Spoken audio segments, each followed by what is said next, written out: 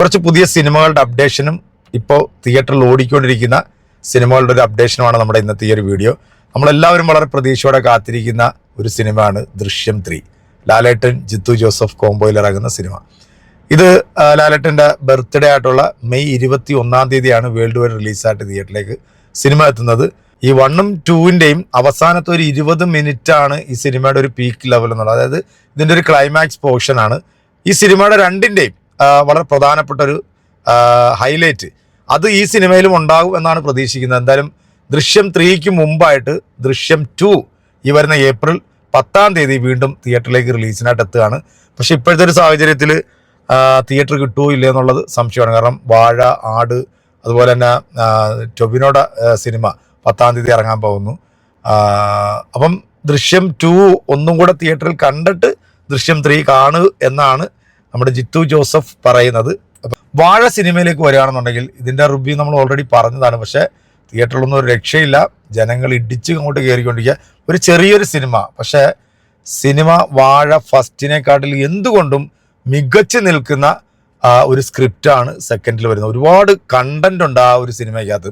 കാരണം ഇപ്പോഴത്തെ കാലഘട്ടത്തിൽ നടന്നുകൊണ്ടിരിക്കുന്ന സംഭവങ്ങൾ സ്നേഹബന്ധത്തിൻ്റെയും സുഹൃത്ത് ബന്ധത്തിൻ്റെയും കുടുംബ ബന്ധത്തിൽ ആഴത്തിൽ നമ്മളെ കഥ പറയുന്നുണ്ട്. അത് നമ്മളെ ആ കഥാപാത്രങ്ങളോടൊപ്പം നമ്മളെ കൊണ്ടുപോകുന്നുണ്ട്. ഫസ്റ്റ് ഹാഫ് ചിരിച്ച് ഊപ്പാട് വരും. സെക്കൻഡ് ഹാഫിലേക്ക് വരുമ്പോഴത്തേക്ക് നമ്മളെ അത്യാവശ്യം കരയിപ്പിക്കുകയും ചിന്തിപ്പിക്കുകയൊക്കെ ചെയ്യുന്ന തരത്തിലുള്ള ഒരു കിഡിലൻ സ്ക്രിപ്റ്റാണ് വാഴ 2-ലുള്ളത്. അതുകൊണ്ട് തന്നെയാണ് പ്രേക്ഷകർ ഇടിച്ചു കുത്തി തിയേറ്ററിലേക്ക് കയറുന്നത്. അപ്പം ജയസൂര്യ നായകനായിട്ട് എത്തിയിട്ടുള്ള ആട് 3 അതെനിക്ക് അത്ര അങ്ങോട്ട് വലിയ ഒരു സുഖവും തോന്നിയില്ല. കാരണം അതൊരു ടൈം ട്രാവൽ ഒരു ഫാൻറ്റസി ഫിലിമായിട്ടാണ് വന്നത്. പക്ഷേ പ്രസൻ്റ്ലി കഥ പറഞ്ഞു പോയിട്ടുള്ള പോർഷനൊക്കെ അടിപൊളിയായിരുന്നു.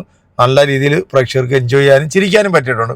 പക്ഷെ ആ ഒരു AD 1979 കാലഘട്ടം പറഞ്ഞു വന്നപ്പോഴത്തേക്ക് പ്രേക്ഷകരുടെ കിളി പോയി എന്ന് വേണം പറയാൻ. അപ്പോൾ ദൃശ്യം 3 ഈ വരുന്ന മെയ് 21 റിലീസിനായിട്ട് എത്തും. മലയാളത്തിൻ്റെ തന്നെ എക്കാലത്തെയും സൂപ്പർ ഹിറ്റ് സിനിമയും അതുപോലെ ഇത്രയധികം പാർട്ട് വന്നിട്ടുള്ള ഒരു സിനിമ വേറെ ഇല്ല എന്ന് വേണം പറയാൻ. മമ്മൂക്കയുടെ CB എന്ന സിനിമയുടെ 6 സീരീസും ഇറങ്ങാൻ പോകുന്നു എന്നുള്ള ഒരു അപ്ഡേഷൻ ഇവിടെ വന്നിട്ടുണ്ട്. K മധു തന്നെയാണ് ഒരു അപ്ഡേഷൻ പുറത്തുവിട്ടിരിക്കുന്നത്. ഇതിൻ്റെ ഒരു അപ്ഡേഷൻ വന്നിട്ടുണ്ടായിരുന്നു, പിള്ളേർ ഈ സിനിമ ചെയ്യാൻ പോകുന്നു എന്നുള്ളത്. പക്ഷേ ഇത് ഒരു K മധു മമ്മൂക്ക കോംബോയിൽ ഇറങ്ങുന്ന ഒരു സിനിമയാണ്. അവസാനം ഇറങ്ങിയിട്ടുള്ള 5ഉം അത്യാവശ്യം നല്ല രീതിയിലുള്ള കളക്ഷൻ നേടിയിട്ടുള്ളൊരു സിനിമയാണ്. 30-35 വർഷങ്ങൾക്ക് മുമ്പ് സേതുരാമയ്യർ ജാഗ്ര എന്ന സിനിമയിൽ എങ്ങനെയാണോ വന്നത് അതേ രീതിയിൽ തന്നെ ഇപ്പോഴും ആ കഥാപാത്രം ചെയ്യാൻ ഇന്ത്യൻ സിനിമയിൽ മമ്മൂക്ക എന്ന് പറയുന്ന നടനല്ലാതെ വേറൊരു നടനുമില്ല. വേറൊരാളെ നമുക്ക് അതിനകത്ത് സങ്കല്പിക്കാൻ പോലും പറ്റില്ല. അതുകൊണ്ട് തന്നെ 2026 അവസാനത്തോടുകൂടി സിനിമ ഉണ്ടാകുമെന്നാണ് K മധുവിൻ്റെ ഒരു അപ്ഡേഷൻ വന്നിരിക്കുന്നത്. ഇനി നമ്മളെല്ലാവരും കാത്തിരിക്കുന്ന സിനിമയാണ് പാട്രിയോട്ട്, രാജ്യസ്നേഹി. നമ്മുടെ മമ്മൂക്കായി ലാലേട്ടനും 18 വർഷത്തെ ഇടവേളയ്ക്ക് ശേഷമാണ് സിനിമയിൽ ഒന്നിക്കുന്നത്. സിനിമയുടെ ട്രെയിലർ യൂട്യൂബിൽ ട്രെൻഡിങ് ആയി. എന്താണെങ്കിലും മെയ് 1 സിനിമ വേൾഡ് വൈഡ് റിലീസായിട്ട് തിയേറ്ററിലേക്ക് എത്തുകയാണ്. വളരെ റെലവൻ്റ് ആയിട്ടുള്ള ഒരു കണ്ടന്റ് പറയുന്ന ഒരു സിനിമയാണത്. നമുക്ക് അതിനകത്തൊരു യൂട്യൂബറിൻ്റെ റോളിലാണ് കാണിക്കുന്നത്. ലാലേട്ടൻ മിലിറ്ററി ഓഫീസറാണ്. വലിയൊരു കോർപ്പറേറ്റ് കമ്പനിയുടെ ഒരാളായിട്ടാണ് ഫഹദ് ഫാസിലിന് നമ്മൾ ആ ട്രെയിലർ കണ്ടത്.